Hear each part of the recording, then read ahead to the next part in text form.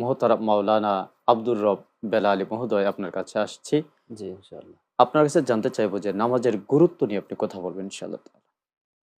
আলহামদুলিল্লাহি ওয়াহদা ওয়াসসালাতু ওয়াসসালামু আলা মান লা নাবিয়্যা বা'দা। আম্মা বা'দ। ইসলামের স্তম্ভ ৫ টি, তার মধ্যে কালিমা, নামাজ, রোজা, হজ, যাকাত। তার মধ্যে ২ নাম্বারই হচ্ছে নামাজ।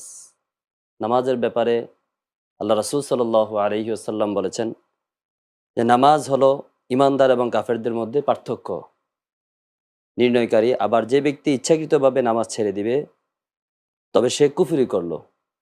হাদিস তিরমিজি শরীফের ২৬২০ নম্বর হাদিস, আবু দাউদ শরীফের ৪৬৭৮ নম্বর হাদিস। এর থেকে আমরা বুঝতে পারি যে মুসলমান কাফেরদের মধ্যে সবকিছু ঠিক, কিন্তু পার্থক্য হচ্ছে নামাজ। বাইনা তারকিস সালাহ।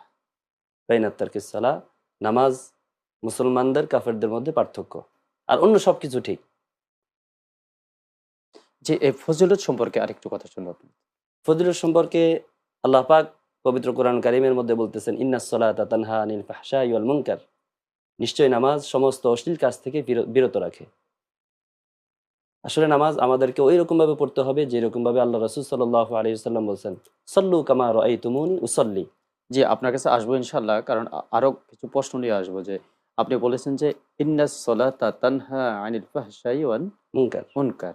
যে নামাজ সমস্ত অশ্লীল অনৈতিক গর্হিত কাজ থেকে বিরত রাখে। বিরত রাখে। বিরত রাখে। এরপরও আমরা কিন্তু খারাপ কাজ করছি অনায়াসে।